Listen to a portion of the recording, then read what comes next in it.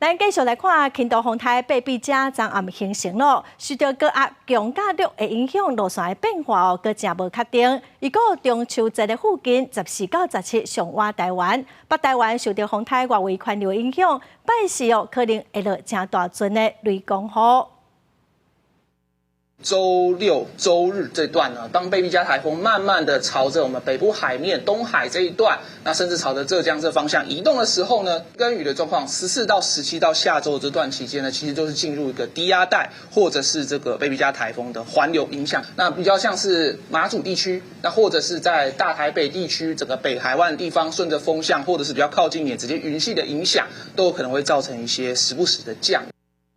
气象署嘛表示讲，菲律宾东南方外海阁有热带性低气压甲 T15。气象专家是指出讲，以欧洲模式来预测，可能会伫后礼拜一路增强至今年的第14号风台葡萄桑。也毋过气象署是预测讲，这两个热带系统拢未直接影响台湾。八比者是该个观察高压的强度，阁有离台湾远也是近来预估对台湾的影响。伫中秋迄天这方面的东部会落阵雨，西部过昼嘛会落雷公雨。